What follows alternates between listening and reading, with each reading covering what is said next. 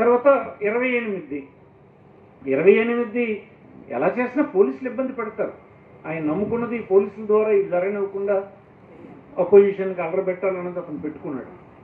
ఏ permission ఇవ్వడు. మనం ఆ పెర్మిషన్ ఇవ్వకపోయినా చేయడమే, చేయాల్సిన పద్ధతిలో చేయడమే. అది పెర్మిషన్ ఇవ్వకపోతే ఇంకో పద్ధతిని మనం చేయడం. అది సడన్గా మనం నిర్ణయిస్తాం. ఆ వీళ్ళకి మీకు మెసేజ్ ఇస్తాం, ఎవరికారు టచ్లో ఉండండి. అది కూడా మనకు పిలవలేదు అనకండి. 28 మన కార్యక్రమం ఉంటుంది. ఎందుకు? స్టేట్ అంతా కూడా ఆ డేట్ని చేస్తారు, మనం కూడా చేయాలి. మనకి మనం చేసామా లేదా, ఎంత బాగా చేసామో ఎంత బాగా చేయలేకపోయినామో అన్నది చూసేవాళ్ళు కూడా ఇక్కడ ఎక్కువ ఉంటారు. పత్రికలన్నీ ఇక్కడ ఉంటాయి, కెమెరాలు ఉంటాయి, చూపిస్తారు. అందుకోసం మనం చేయాలి. పెద్ద సంఖ్య అయితే పోలీసులు కూడా చేతులు ఎత్తేస్తారు. ముందు అరెస్ట్ చేసి తెలిసిన మొక్కలకి అరెస్ట్ చేస్తారు. మీరు మనిషి 10 మీద 25 మీద తీసుకొని వస్తే మీకు వదిలేస్తారు. సంఖ్య పెరిగితే పోలీసులు కూడా ఏం చేయలేరు. ఇంకా మాలాంటి వాళ్ళందరికీ ఒక స్టేషన్ తీసుకెళ్తారు, అక్కడ బెయిల్ మీద వదిలేస్తారు. అంతకంటే ఏముంటుంది? అందుకోసం మనం రెడీగానే ఉండాలి. ఆవేళ ఖచ్చితంగా జరగాలి కనుక ఆ కార్యక్రమం మీరు పూర్తి చేయండి. పూర్తి అయిపోయినవి నోట్ చేసుకున్నాను. మీరు ఏ యూనిట్ కానీ నోట్ చేసి నోట్ చేసినటువంటి సంఖ్య ఇన్నైనా మీవైనా జ్ఞాపకం చేస్తానండి. ఇంకా ఇన్ని చేయాలి, ఇది చేయండి, అది చేయండి అని చెప్తూ ఉండాలి. చెప్తే ఉత్సాహంగా తీసుకెళ్తారు. ఇలాంటి ఇట్లా ఎవరు బాధ్యత తీసుకుంటాడు లీడర్ అవుతాడు రా. మామూలుగా లీడర్స్ అవ్వమంటే ఎలాగవుతారు? ఎవడో ఒకటి చేసి నీకెందుకు ఇస్తారు లీడర్షిప్? ఈ కార్యక్రమం నాది, నేను చేస్తానంటే నువ్వు లీడర్ అవుతావు స్లోగా. నువ్వు అన్నిటికీ తప్పించుకొని నాకు ఆడు పిల్లలేదు, ఈడు పిల్లలేదు, నేను అడుగుతానంటే ఒకటి ఉండిపోతాడు, వెనక్కి ఉండిపోతాడు. ఇది ఆగదు కదా, వెళ్ళిపోతుంటుంది బండి, అలా ముందుకు వెళ్ళిపోతుంది. అందుకోసం ఎన్నోసార్లు చెప్తున్నాను ఈ మాట. చేయాల్సినది చేయండి. ఆరోగ్యం బాగోలేనాడు, టైం ఇవ్వలేనాడు, పరిస్థితులు బాగోలేనాడు, కుటుంబం బాధలతో ఉన్నాడు, కొంతమంది ఏదో నిరుత్సాహం ఉంటూ ఉంటారు. వాళ్ళు వదిలేండి, వాళ్ళు గుర్తుపెట్టుకోండి. ఆడు రావడం లేదని నేను వెళ్ళడం లేదని అనుకోండి. ఉత్సాహంగా ఉన్నాడు, అది టేకప్ చేయండి. ఈ చిన్న పని చేసి విజయవంతంగా మనం 60,000 పూర్తి చేయడానికి గట్టిగా మీ అందరూ కృషి చేయాలని మనం చేస్తాం. మీకేం ఇతర విషయాలు చెప్పడానికి ఇది వేదిక కాదు. మీరు అలాంటారు కదా, ఆల్రెడీ పార్టీ కార్యక్రమాన్ని తీసుకున్నారు కదా. ఎందుకంటే వాళ్ళు వ్యవస్థలన్నీ పాడు చేస్తారు. సామాన్యుడికి బితుకుమని బ్రతికిస్తారు. ఏదో ఒక ప్రభుత్వ కార్యక్రమం సహాయం అందించేది ఉంటే ఆ ఊర్లోనే ఎవడో ఒక పెద్దకి టీడీపీ వాడికి సలాం కొడితేనే మళ్ళీ పాత పద్ధతే చంద్రబాబుది. ఎంత విమర్శించాము అంతకుముందు, అయినా ఆయన ఆ పద్ధతి మానలే. ఇప్పుడు అలా మళ్ళీ అదే తెచ్చాడు. పెన్షన్ బైర్లో నా దృష్టికి వచ్చింది. పెన్షన్ శాంక్షన్ ఇచ్చింది కూడా ఇవ్వనివ్వకుండా ఆపించారు. సూర్యం కుందువనపేటలో పెన్షన్ శాంక్షన్ అయింది కూడా ఇవ్వనివ్వకుండా ఆపించారు. అలికం, నైరా ఏం చెప్పానంటాడు, అక్కడికి ఆ ఊర్లో ఉన్న పెద్ద దగ్గరికి వెళ్ళమంటారు. అది రాజ్యాంగ విరుద్ధం అయింది. మనం అలాంటి పరిస్థితులకు అసలు స్కోప్ ఇవ్వకుండా పాలన చేశాం. ఇప్పుడు వీళ్ళు అందరూ పెడుతుంటే ఏమంటుండ్రు మన వాళ్ళు, మనం కూడా అలాగే చేయాల్సిందని అంటారు తప్ప అది తప్పని అనడం లేదు.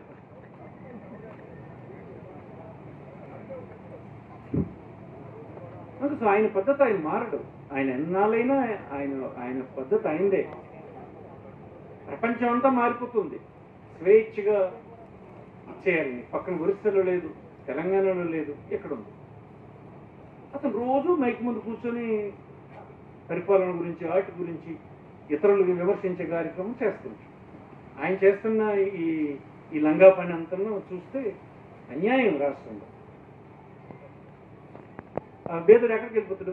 అవును, ఓటు ఎలాగ ఎందుకు వేసేస్తారు? ఎవడికోడికి వేసినాడు ఏముంటుంది వాళ్ళకి? మా ఊర్లోనూ అతను ఒక సందర్భంలో జగన్మోహన్ రెడ్డికి వ్యతిరేకంగా కూడా మాట్లాడాడు. మనం పాలనలో ఉన్నప్పుడు ఇతను మనకు వ్యతిరేకంగా ఉన్నారు అందరూ. ఈవేళ అతను నిన్న ఈ వైద్యం అడ్వర్టైజ్ చేయడం దాని మీద చాలా డీటెయిల్గా మాట్లాడాడు. వ్యతిరేకంగా తప్పు, విరమించుకోవాలని చెప్పి నేను ఏదైతే విరమించుకోవాలని గట్టిగా చెప్పానో అతను కూడా అదే చెప్పాడు. అతను చూసి మరొక 10 మంది, అతను చూసి మరొక 10 మంది అలా వస్తారు, ఆ దారిలోకి వస్తారు.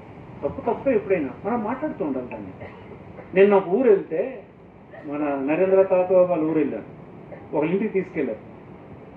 పాప చనిపోయింది, క్యాన్సర్తో చనిపోయింది. 20 లక్షల రూపాయలు బిల్లు ఇచ్చారు వాళ్ళకి. మన బిల్లు కూడా మరి మామూలు సేదా లెక్కలేదు. 3 లక్షలు రూమ్ రెంట్, 2 లక్షలు మందులు, ఇట్లా ఒక 20 లక్షలు సెట్ అయిన దాకా వేసుకెళ్ళిపించినాడు అని నన్ను.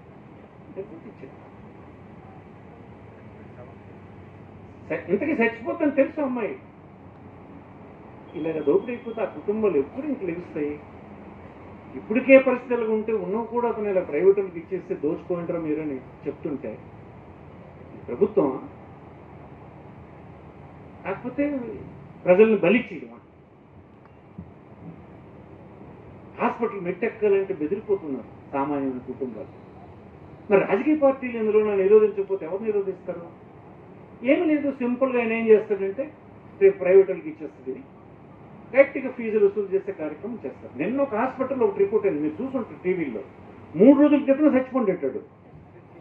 డబ్బు వచ్చిన దాకా వాడికి ఇంకా దీని మీద పెట్టారు, ఇది వెంటిలేటర్ మీద. ఇంకా బతికే ఉన్నాడు అని చెప్తాడు. 60 లక్షలు బిల్లు వేస్తారు. అంటే లెక్కేసి ఉంటాడు. ఆస్తి నుంచి ఇల్లు, ముక్కులోనివి, చెవిట్లోనివి అన్ని అమ్మేసి ఎంతకు వస్తుందో లెక్కేసి ఆ బిల్లు వేసి ఉంటాడు. మొన్నప్పుడు రాజారావు ఇప్పుడు ఫోన్ చేశాను, హైదరాబాద్ వెళ్ళిపోతుంటే ఫోన్ చేస్తాను, అన్నయ్య ఎవరికో మా వాళ్ళు ఒకటి వెళ్తే నిన్న వెళ్తే 2000 ఉంచారు, మాస్టర్ చచ్చిపోయిందని అన్నారు, 4 లక్షలు బిల్లు ఇచ్చారని. ఎవడరా నీకు వెళ్ళమన్నాడు ఆ స్టేషన్ ఆ హాస్పిటల్కి ఎందుకు వెళ్ళి? ఆడ అమాయకంగా తీసుకెళ్ళిపోయినాడు. తీసుకెళ్ళి కట్టండి రా, లేదు ఇంకో చెయ్యు, శవాన్ని వదిలి మీరు దహనం చేసుకుంటే వచ్చిరా అని. అంటే మన వీక్నెస్ తెలుసు, శవం వదలం మనం, గోసిగుడ్డలో అయిపోయిన దాకా ఇచ్చేయడమే. ఏ హాస్పిటల్ శవం ఉంచుకోవడానికి లేదు, క్రిమినల్ కేసు అవుతుంది, అది ఇవ్వాల్సిందే. కానీ మన వాళ్ళు మన పక్కింటోడు తిడతారని, ఎదురింటోడు విమర్శిస్తారని, ఊర్లో అందరూ పిసినారంటారని తీసుకొచ్చి హాస్పిటల్కి తీసుకెళ్ళి హాస్పిటల్కి ఇస్తారు. అందుకే నీ కళ్ళెదురుగా చూడు, ఈ కార్పొరేట్ హాస్పిటల్లో వాళ్ళ తాలూకు ఎలా ధనవంతులు అయిపోతుంటారు, అలా ఊపని పెరిగిపోతారు. ఎవరిది? ప్రజల తాలూకు ఆస్తంతను పిండేస్తుంది. ఇంత ఆపితే మనకే దిక్కు లేకపోతే మనమేంటి? కరోనా వస్తే అన్ని హాస్పిటల్లో మనం చేతి తీసుకుని ప్రతి దగ్గర ఒక ఐఏఎస్ ఆఫీసర్ని కూర్చోబెట్టి భోజనం పెట్టి మందులు ఫ్రీగా ఇచ్చి అంతా పొడుస్తామని బెదిరించి మరీ ఖర్చు కాకుండా ఆపగలిసింది. హాస్పిటల్లో ఈ ఊరు దగ్గర నుంచి కార్పొరేట్ వైద్యం వరకు 25 లక్షల రూపాయలు ఖర్చు అయినా మనమే పెడతామని చెప్పి, ఎక్కడైనా ఒక ఆరోగ్యశ్రీ పేషెంట్కి వైద్యం జరగకపోతే మనం బెదిరించి జడిపించి ఫీడ్బ్యాక్ తెప్పించుకొని చేసేవాళ్ళం. ఆ పేషెంట్ అనుకో మనిషిని పెట్టేవాళ్ళం. ఇన్ని చేస్తేనే దోచేస్తుండదు.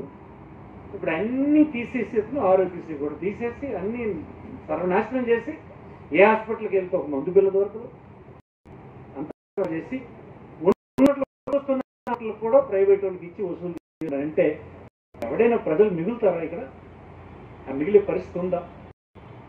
వైద్యం మనం చిన్న వైద్యం ఒక టాబ్లెట్ తోటి అయిపోయింది. వైద్యం వచ్చి ఇప్పుడు హాస్పిటల్కి వెళ్తే 50,000 బిల్లు తక్కువ అయితే